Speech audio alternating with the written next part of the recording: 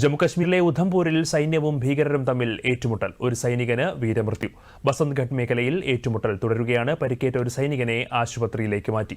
കൂടുതൽ വിവരങ്ങളുമായി PS വിനയ ചേരുന്നു. വിനയ, ഭീകരർക്കായി സൈന്യം ശക്തമായ തിരച്ചിൽ നടത്തുന്നു. അതിനിടയിലാണ് ദൗർഭാഗ്യകരമായ ഒരു സംഭവം ഉണ്ടായിരിക്കുന്നത്. ഒരു സൈനികൻ വീരമൃത്യു വരിച്ചിരിക്കുന്നു. ആക്രമണം തുടരുകയാണെന്നാണ് മനസ്സിലാക്കുന്നത്. കൂടുതൽ വിശദാംശങ്ങൾ എന്തൊക്കെയാണ്?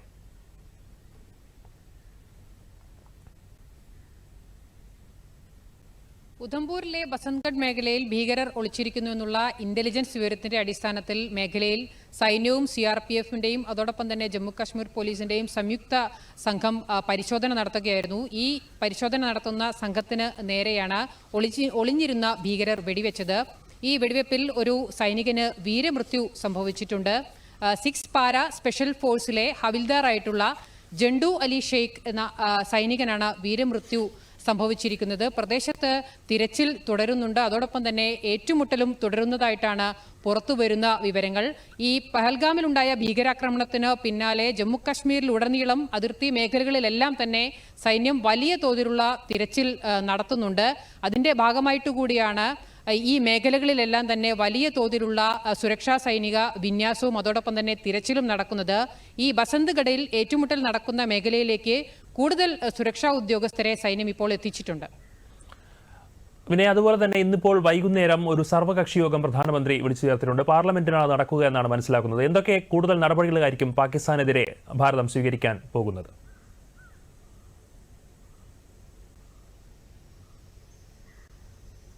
കേന്ദ്ര സർക്കാർ വിളിച്ചു ചേർത്ത സർവകക്ഷി യോഗം പാർലമെന്റ് അനക്സ് കെട്ടിടത്തിൽ ഇന്ന് വൈകിട്ട് 6 മണിക്കാണ് നിശ്ചയിച്ചിരിക്കുന്നത്. പ്രതിരോധ മന്ത്രി രാജ്നാഥ് സിംഗ് ആയിരിക്കും ഈ സർവകക്ഷി യോഗത്തിന്റെ അധ്യക്ഷം വഹിക്കുക. പ്രതിരോധ മന്ത്രി രാജ്നാഥ് സിംഗിന് പുറമെ ആഭ്യന്തരമന്ത്രി അമിത്ഷാ അതോടൊപ്പം തന്നെ പാർലമെന്ററികാര്യ മന്ത്രിമാരും എല്ലാം തന്നെ ഇതിന്റെ ഏകോപനം നടത്തുന്നുണ്ട്. പ്രധാനപ്പെട്ട രാഷ്ട്രീയ പാർട്ടികളെയെല്ലാം ഈ സർവകക്ഷി യോഗത്തിലേക്ക് കേന്ദ്ര സർക്കാർ ക്ഷണിച്ചിട്ടുണ്ട്. ഇന്നലെ പ്രധാനമന്ത്രിയുടെ വസതിയിൽ സുരക്ഷാ കാര്യങ്ങൾക്കുള്ള ഒരു മന്ത്രിസഭാ യോഗം ചേർന്നിരുന്നു. ഈ യോഗത്തിന് ശേഷമാണ് 2.5 മണിക്കൂറോളം നീണ്ട ഈ യോഗത്തിന് ശേഷമാണ് ഈ നദീജല കരാർ മരവിപ്പിക്കുന്നതുൾപ്പെടെയുള്ള സുപ്രധാനമായ നടപടികളെല്ലാം തന്നെ കേന്ദ്ര സർക്കാർ പ്രഖ്യാപിച്ചത്. അതോടൊപ്പം തന്നെ ഈ പഹൽഗാം ഭീകരാക്രമണത്തിൽ പാകിസ്ഥാന്റെയും അതോടൊപ്പം തന്നെ പാക് ചാരസംഘടനയായ ISIയുടെയും പങ്ക് വെളിവാക്കുന്ന തെളിവുകളെല്ലാം തന്നെ സുരക്ഷാ ഏജൻസികൾ പ്രധാനമന്ത്രിക്കും മന്ത്രിസഭാ യോഗത്തിന് മുമ്പാകെയും നൽകിയിരുന്നു. ഈ തെളിവുകളുടെയൊക്കെ അടിസ്ഥാനത്തിലായിരുന്നു ഇത്തരം നടപടികളിലേക്ക് കേന്ദ്ര സർക്കാർ പോയത്. ഇതിന്റെ ഒരു സാഹചര്യം ഇന്ന് നടക്കുന്ന ഈ സർവകക്ഷി യോഗത്തിൽ രാഷ്ട്രീയ പാർട്ടികൾക്ക് മുമ്പാകെ കേന്ദ്ര സർക്കാർ വിശദീകരിക്കും. അതോടൊപ്പം തന്നെ മറ്റ് ഭാവിയിൽ കേന്ദ്രം എടുക്കാൻ പോകുന്ന കൂടുതൽ കടുത്ത നടപടികൾ സംബന്ധിച്ചുള്ള ചർച്ചകൾ, അത് സംബന്ധിച്ച് ഈ രാഷ്ട്രീയ പാർട്ടികളുടെ അഭിപ്രായങ്ങൾ എല്ലാം തന്നെ ഈ യോഗത്തിൽ ചർച്ചയാവുകയും ചെയ്യും. നമുക്കറിയാം, നേരത്തെയും ഇത്തരത്തിൽ പാകിസ്ഥാന്റെ ഭാഗത്ത് നിന്ന് അതിർത്തി കടന്നുള്ള ഇത്തരത്തിലുള്ള ഭീകരാക്രമണങ്ങൾ ഉണ്ടായപ്പോൾ എല്ലാം തന്നെ ശക്തമായ രീതിയിലുള്ള പ്രതികരണം ഇന്ത്യയുടെ ഭാഗത്തു നിന്നും ഉണ്ടായിരുന്നു. സ്വാഭാവികമായും പഹൽഗാമിലുണ്ടായ ഈ ഭീകരാക്രമണത്തിനും കൃത്യമായിട്ടുള്ള നയതന്ത്ര തലത്തിലും അല്ലാതെയുമുള്ള ഒരു മറുപടി രാജ്യം നൽകുമെന്നുള്ള കാര്യം ഉറപ്പാണ്. ഇത് സംബന്ധിച്ച് രാജ്യത്തെ മറ്റ് രാഷ്ട്രീയ പാർട്ടികൾക്ക് കൂടി ഇത് സംബന്ധിച്ചുള്ള വിവരങ്ങൾ നൽകേണ്ട ഒരു ബാധ്യത കേന്ദ്ര സർക്കാരിനുണ്ട്. അതിനുകൂടിയാണ് ഇന്നിപ്പോൾ ഈ സർവകക്ഷി യോഗം വിളിച്ചിരിക്കുന്നത്. വിനയ സൂചിപ്പിച്ചതുപോലെ തന്നെ ഈ പാകിസ്ഥാന്റെ അതിർത്തി കടന്നുള്ള ഭീകരതയ്ക്ക് ശക്തമായ മറുപടി ഇന്ത്യ നൽകുന്നു. അതിന്റെ ഭാഗമായാണ് സിന്ധു നദീജല കരാറടക്കം ഇപ്പോൾ റദ്ദാക്കിയിരിക്കുന്നത്. എനിക്ക് മനസ്സിലാക്കുന്നത് 3 യുദ്ധങ്ങൾ നടന്നപ്പോൾ പോലും ഈ ഒരു കരാർ റദ്ദാക്കിയിട്ടില്ല. എന്തൊക്കെ ദൂരവ്യാപക പ്രത്യാഘാതങ്ങളായിരിക്കും ഇതിന്റെ ഭാഗമായി പാകിസ്ഥാനിലുണ്ടാവുക?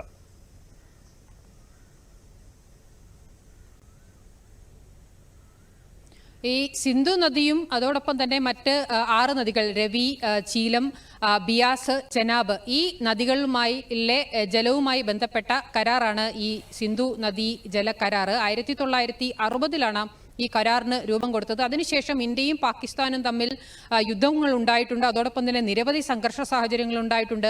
ആ സാഹചര്യങ്ങളിൽ ഒന്നിൽ പോലും ഈ കരാറിനെ തൊടുന്ന അല്ലെങ്കിൽ ഈ കരാറിൽ എന്തെങ്കിലും മാറ്റങ്ങൾ വരുത്തുന്ന ഒരു തീരുമാനത്തിലേക്ക് ഇന്ത്യ പോയിരുന്നില്ല. പക്ഷേ ഇപ്പോൾ ഈ പഹൽഗാമിലുണ്ടായ ഈ ഭീകരാക്രമണം, 26 നിരപരാധികളെ കൊലപ്പെടുത്തിയ ഒരു ഭീകരാക്രമണം, ആ സമയത്താണ് ഇപ്പോൾ ഈ നദീജല കരാർ മരവിപ്പിക്കാൻ വേണ്ടി ഇന്ത്യ തീരുമാനിച്ചിരിക്കുന്നത്.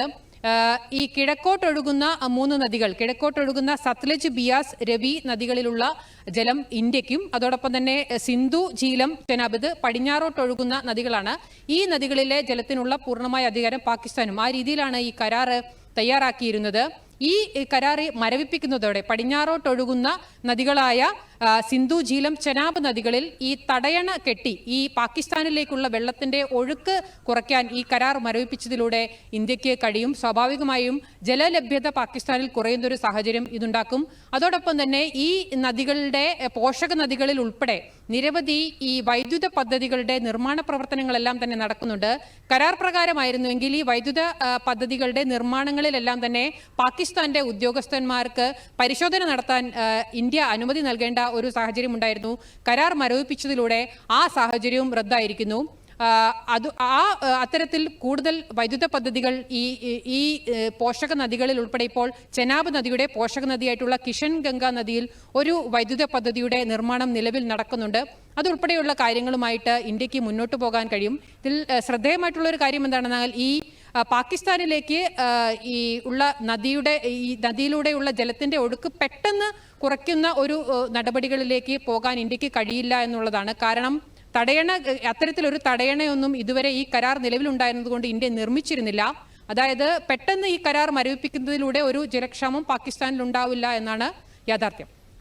ശരി, വ്യക്തമാണ്. എന്തായാലും അതിർത്തി കടന്നുള്ള മാപ്പർഹിക്കാത്ത ഭീകരതയ്ക്ക് പാകിസ്ഥാൻ മറുപടി പറയേണ്ടി വരുമെന്നതിൽ യാതൊരു തർക്കവുമില്ല. അതിനുള്ള നടപടികളാണ് കേന്ദ്ര സർക്കാർ ഇപ്പോൾ സ്വീകരിച്ചു വരുന്നത്. സൈന്യത്തിന്റെ ഭാഗത്തുനിന്നും ഭീകരരെ കണ്ടെത്താനുള്ള തിരച്ചിൽ തുടരുകയാണ്. അതിനിടെയാണ് ഉദ്ധംപൂരിൽ സൈന്യവും ഭീകരരും തമ്മിൽ ഏറ്റുമുട്ടലുണ്ടായത്. അതിനിടെ ഒരു സൈനികന് വീരമൃത്യു സംഭവിക്കുകയും ചെയ്തു.